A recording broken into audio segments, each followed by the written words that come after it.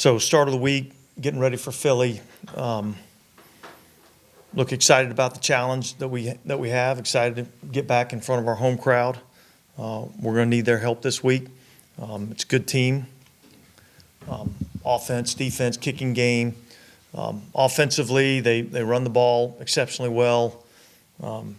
Saquon Barkley looks really good. They block well up front.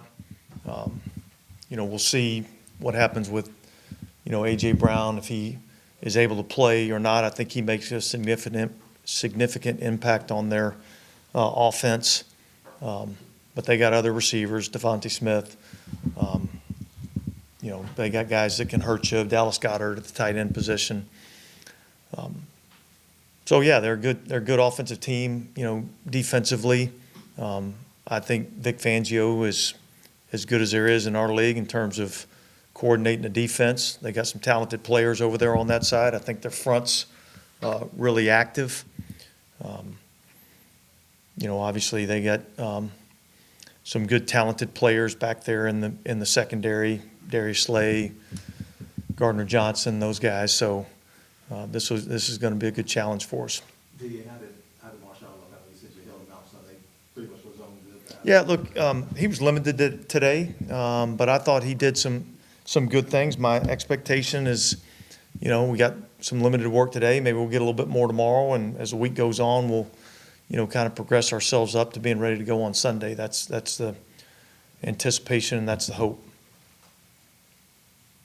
Any update on Taysom? No, he didn't practice today. We'll see where he's at tomorrow. I'm kind of hopeful that he'll be able to get out and at least get some limited work in tomorrow. So, we'll just monitor him throughout the course of the week, and hopefully he'll be ready to go. And if not, some other guys will have to step up. And how rewarding has it been just to watch Derek have the success he's had in this offense early on? And in that same vein, how have you liked his approach, the way that he started this week, kind of moving forward in terms of hey, this is a good start, but I'm still trying to, Yeah, look, his approach has been awesome. His approach has been awesome since he's been here, and I think there's even been a heightened sense of urgency with him. Knowing that we were, putting in a new scheme and knowing the challenges that go along with that at the quarterback position. But he embraced the challenge. He bought into everything that we've been asking him to do. I think he's in a great headspace right now. I think he feels good about what we're doing offensively. I think he's got good rapport with his, receivers, skill players, I should say. And so, I'm really pleased with where he's at and what he's been able to do, and excited for him. And I think he's going to keep getting better. So I'm excited about what he can do, as we keep moving forward. Does the way they use the quarterback as a runner and get him out in space and stuff, has that changed at all with the new offensive coordinator? No. You still see a lot of the same or a lot of similar type, concepts, similar things that they're doing. There's a few nuances that are a little bit, maybe a little bit different that, Kellen's brought with him. But I see a lot of carryover in what they've done in the past. And look, I think certainly Hurts' ability to hurt you, no pun intended, with his feet, makes him a significant challenge to have to deal with, whether it be he's perfectly capable of just drop back pass, throwing the ball from the pocket and delivering the ball on time. And yet when he begins to scramble, it makes life challenging in the back end. They do a good job of getting to the secondary play and uncovering and getting themselves open. I think his ability to run the football makes things more challenging in run defense, because they can have the runner, Saquon Barkley, going this way with some sort of counteraction with the quarterback keeping it on the backside. They make you play 11-on-11 football, and they do a really good job of it. I think they got a really tough scheme. What do you think you know about your run defense so far this season? Because obviously game scripts haven't had people running at you a lot. Well, look, I think we're improved. and yet I still think, this will be a significant test for us. I think Philly's been one of the, better running football teams, in our league. I think Jeff Stoutland does a really good job coaching the offensive line. I'm sure he's heavily involved in the, scheme, run-wise, and what they're doing.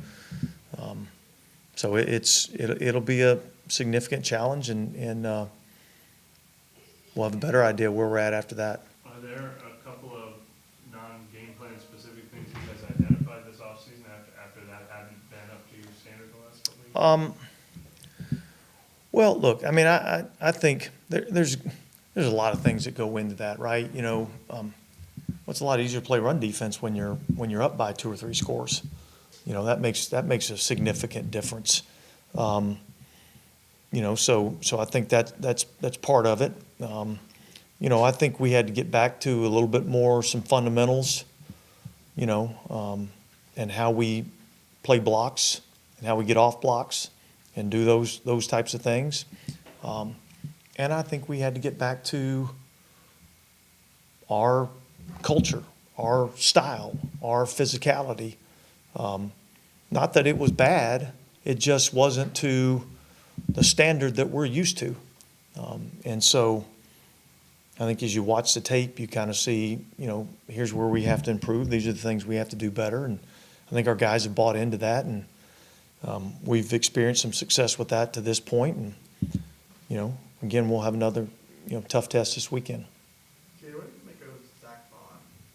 Just his role with the Eagles and kind of the success he's had? Yeah, look, I'm happy for Zach. I mean, he's in a scheme and a place where he's getting an opportunity to get out there and play, and he's done some good things for those guys. So I'm happy that he's having success. I don't want him to have success on Sunday, but I'm happy that he's having success. Is a change of scenery like that, like sometimes? I think a lot of times it can be.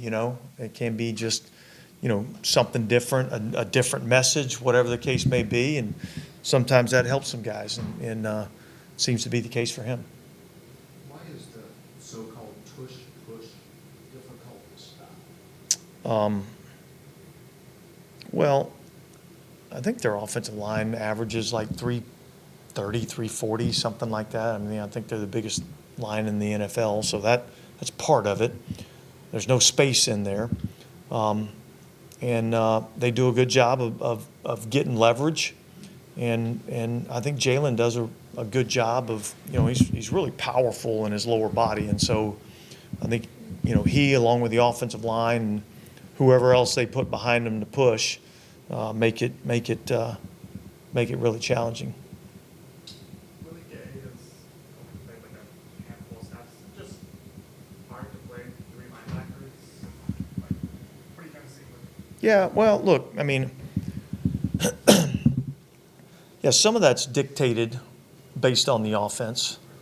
I don't think it's any secret. We don't really match our regular grouping versus subgroupings very often, and so that we play a lot of 2 linebacker, defenses, and so I think that's part of it. And I think as Willie gets more and more comfortable in the scheme, as he continues to learn what we're asking him to do, he'll continue to get better, and then maybe there's an opportunity that we figure out a way to get him on the field a little bit more. So I think here's everybody wants to play, and everybody wants to be on the field, but the ultimate thing is putting our team in the best position to have success and win football games. And however we deem we have to do that, that's what we'll do. Dennis, you have a couple of wins like you had this week, the last couple of weeks. Does managing that come into play, managing success, managing expectations? Yeah, look, I think that's the league that we're in. You have to manage adversity, and you have to manage prosperity. It's a constant game of management. When things are going bad, there's a tendency to think, the sky is falling and everything's awful. And when things are going well, there's a tendency to kind of think that you can do no wrong. And you have to fight both of those. And so the key is you have to have a belief, a formula, a system of the way that we operate. And the results, we don't worry about the results. We got to worry about the process. We got to worry about the preparation. We got to worry about, our focus on the task at hand. And then when you do those things and you do those things well, the results kind of take care of themselves. And so it's much more difficult, with, all you guys writing 4 or 5 articles a day, to ignore the noise. But that's really what you have to do either way. If you believe in, I don't know, don't eat the cheese and all that, not get too caught up in Yeah. the of that. Well, I would say this. I would say nobody should be eating any cheese in week 2 of the season going into week 3. It's early. We got, and when you watch the tape, you look at it and you'd say, yeah, we did good things. Okay, but there's still a lot of things that we have to clean up and that we have to be, better at. And so that's really where you have to try to focus. I thought our guys came out today. I thought they had a focus. I thought they had an intensity. I thought they prepared well. They were into the plan in all 3 phases. So that's the formula for success. Now, it doesn't mean you're going to win every game, but if you don't do those things, it makes it very difficult to have success. When you see a player like Cesar Ruiz running 40 yards downfield, sprinting like that, you talk about buy-in, is that symbolic of that to some degree? Yeah, I think so. I think so. I don't know. I'm sure there's other teams that you can look at the tape and see things like that, but I think that just shows that guys believe in what we're doing. They believe in the hope that we have to win. And they're having fun doing it. And I think that's an important part of what we do. It's a hard deal. It's a hard job, for all of us. And so you have to have some fun while you're doing it. You touched on it kind of before, but how does Saquon's presence, does it make Jalen Hurts even more dangerous given? Yeah, look, I think Saquon's speed and explosiveness, and the way that he hits the hole downhill, when you watch it on tape, sometimes he just comes out of nowhere, and then next thing you know, he's 7 yards down the field. And so I think that makes it challenging. And so him being able to run the football, and then the quarterback at any time being able to pull the ball or get into some sort of spread out formation, whether it's a no-back formation or a one-back set, spread everybody out, get the defense spread out, and then run quarterback draws or quarterback lead plays and things of that nature. They know what they're doing in the run game, and they utilize the players that they have exceptionally well. How have you seen Chase Young kind of grow as a part of this team since he's arrived in the offseason? Yeah, look, I think you guys have asked about him a lot, and I think every time it's been great that he's come in, he's done everything that we've asked him to do. He's fit in with the group. He's one of us, and he's affecting games. And so I feel real good about where he's at. And so, how much do you think y'all forcing the other team to be in base, either 21 or 12% or whatever, has helped y'all do some of the things you're doing offensively?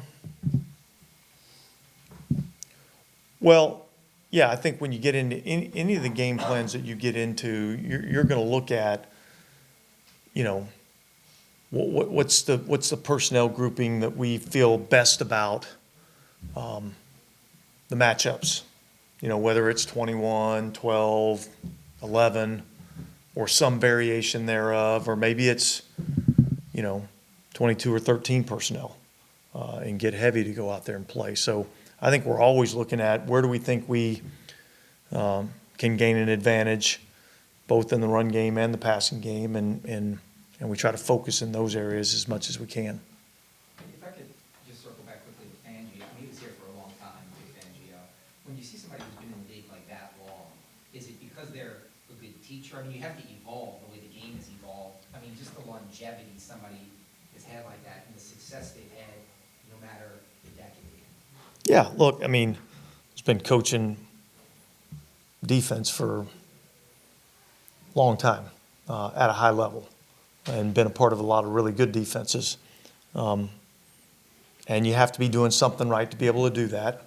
And you obviously have to be able to adjust and adapt, because our league is constantly adjusting and adapting. I mean, I'm sure when he first started coaching defense in our league, it was, you know, 2 back sets, pro formation, slot formation, and that was kind of the deal. And then all of a sudden you get into, you know, probably the, you know, Dolphins in the 80s or something like that, where now all of a sudden they're spreading everybody out, you know, in 3 wide, you know, formations, to now where you're getting a lot more of the athletic quarterback, all right, and you're seeing a lot more quarterback run schemes. I mean, 10 years ago, nobody was running their quarterback, you know, and now it seems like everybody is. So, yeah, you have to be able to adjust, and the fact that he's been able to have success over the course of time tells me that, you know, A, he understands football, and B, he's willing to adjust and adapt to the trends in the NFL and what his players can do well. You listen to a lot of country? Do what? You listen to a lot of country, Lamar? No, I wouldn't say that's on my playlist, but my son was with me out at training camp, and so we heard that song plenty of times. Yeah. All good? All right, thanks, guys.